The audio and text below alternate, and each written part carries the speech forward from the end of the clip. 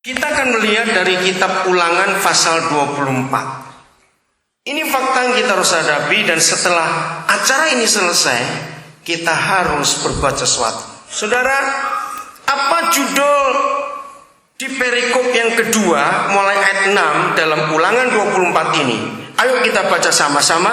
1, 2, 3. Tentang, loh, mana orang? Iya, apa itu Alkitab saudara lihat? Di PowerPoint nggak ada itu. 1, 2, 3. Tentang melindungi sesama manusia. Musa, Nabi Musa adalah orang pertama di dunia ini yang berbicara tentang human rights. Musa adalah orang pertama di dunia bicara tentang hak asasi manusia. Dan pasal 24 kitab Ulangan ini adalah hukum tentang human rights. Jadi tulisan tertua di dunia tentang human rights itu ada di kitab suci kita. Maka itu sangat celaka ketika gereja menginjak-injak hak asasi manusia. Sebab kita adalah kelompok pertama di dunia yang memiliki hukum ini, human rights. Saudara, tadi pagi saya berkata, maafkan saya, kalau ada pejabat saya harus minta maaf, tapi saya harus ngomong. Indonesia belum merdeka.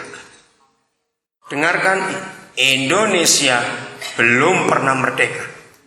Kok bisa? Angka 65 tahun, angka yang hebat. Kalau dia seorang manusia, dia sudah punya cucu berapa dan opa betul dia. 65 tahun. Kenapa saya berani berkata Indonesia belum merdeka? Sebab Indonesia masih dijajah oleh pemerintahnya sendiri, saudara. Birokrasi dan birokrat yang menjajah Indonesia. Kita harus tahu itu. Tidak ada negara sekaya Indonesia. Katakan setuju atau tidak? Kekayaan alamnya luar biasa. Tapi mengapa rakyatnya miskin? Karena birokrasi. Seharusnya kalau kekayaan alam negara kita ini dikelola dengan baik, maka nggak perlu orang sakit bayar, orang sekolah bayar, itu nggak perlu, saudara. Sebab sangat melimpah kekayaan ini. Karena nggak dikelola dengan baik. Maka itu hari ini kita harus sadarkan tugas tanggung jawab kita ini. Terus terang, saya marah kepada bangsa sendiri kalau melihat Singapura. Betul nggak? Sakit hati betul kalau lihat Singapura. Negara sekecil itu tidak punya sumber alam apa-apa. Nature resource-nya Singapura itu nol. Air saja beli. Tapi lihat bandaranya, segede itu. Lihat pelabuhan Singapura, kontainer-kontainer luar biasa. Kenapa? Karena keadilan ditegakkan di situ. Saudara yang belajar ilmu politik akan tahu, negara itu seperti sebuah rumah. Rumah semewah apa, sejelek apa, perlu tiang. Betul? Betul tidak? Murah semurah apapun sebuah rumah tetap perlu tiang. Nah, karena negara itu seperti rumah, maka di antara tiang-tiang rumah negara itu, satu yang disebut sama guru, tiang utamanya, tiang itu adalah keadilan. Itu tiang utama sebuah negara, keadilan. Saya berani berkata, sampaikan kepada pejabat dan pemerintah yang mau dengar ini, negara kesatuan Republik Indonesia sudah lama roboh dan tidak ada.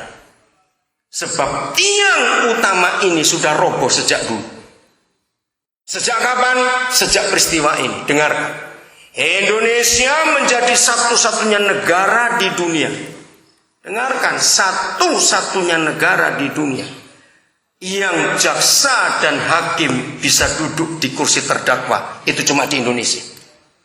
Saudara bisa bayangkan kalau jaksa dan hakimnya ada di kursi terdakwa.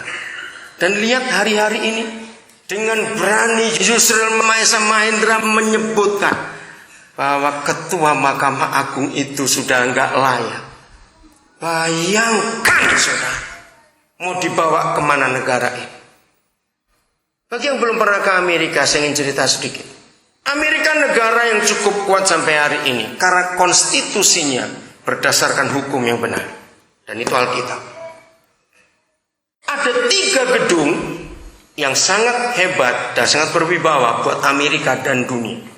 Gedung itu sejajar, dan di tengah-tengah antara 2 gedung, yang pertama itu namanya National Mall. Disitulah pidato-pidato yang paling hebat pernah dibacakan, dan jutaan orang pernah kumpul di National Mall. Paling ujung itu Gedung Putih, tempat presiden. Jauh sedikit masih sejajar, di hadapan Gedung Putih ada namanya Capitol Hill. Nah, Capitol Hill itu gedung MPR-nya kalau kita. Nah, sehebat apapun presiden di Gedung Putih itu, dia harus tunduk kepada keputusan Capitol Hill. Karena ini pembuat keputusan, ini legislatifnya. Tapi sehebat apapun para senator di Capitol Hill ini, mereka tetap harus tunduk pada gedung yang paling belakang. Namanya Mahkamah Agung. Disebut, saya lupa nama Inggrisnya gedung. Supreme Court, terima kasih. Nah, pertama kali saya ke situ itu tahun 81, saudara. Waktu saya berdiri di gedung yang ketiga, tempat hukum dibuat, tempat hukum dihormati. Di pilar paling atas ada tulisan gede sekali, dan itu saya paling bangga dengar tulisannya. Equal justice under law. Jadi presidennya sehebat apa? Gedung itu putih. Senatornya sehebat apa? Mereka harus tunduk kepada keputusan di gedung yang terakhir. Equal justice under law. Di mata hukum semua orang sama derajatnya. Mau presiden, mau siapapun juga.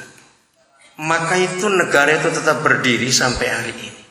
Tapi di Indonesia hukum diinjak-injak. Saya punya pelayanan ke penjara sudah bertahun-tahun. Maka itu hari ini saudara, saya bersyukur.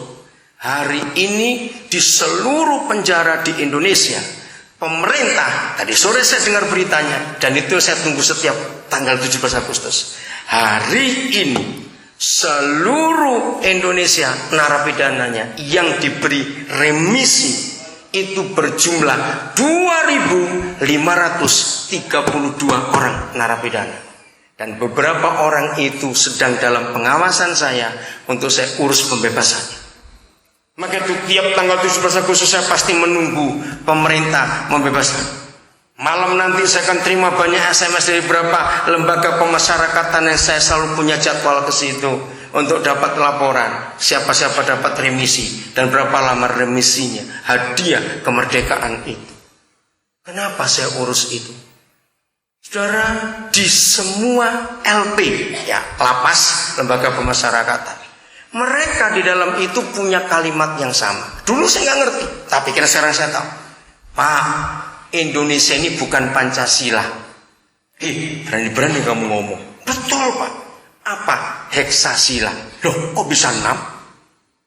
Mereka berkata begini. Sila pertama di Indonesia itu, Pak, keuangan yang maha kuasa. Catat itu baik-baik. Kira-kira saudara setuju nggak? Negara ini bukan negara hukum, uang yang berkuasa. Termasuk dalam gereja. Ketika orang-orang kaya yang tidak bertobat diberi kedudukan, mereka ngatur Tuhan, saudara. Dengarkan orang kaya yang gak bertobat. Jangan ngatur Tuhan dengan keuanganmu. Tuhan gak butuh duit kita. Ini kesalahan fatal dalam gereja. Hanya karena punya banyak duit diberi kedudukan. Karena gak tahu bagaimana kelakuan. Maka itu ketika saya terlibat dengan Institute Corruption Skills, ICK singkatannya. Ketika kami berkumpul, salah seorang anggota KPK kami panggil untuk memberitahu. Dengarkan, saudara. Ternyata money laundering terbesar di Indonesia itu di gereja.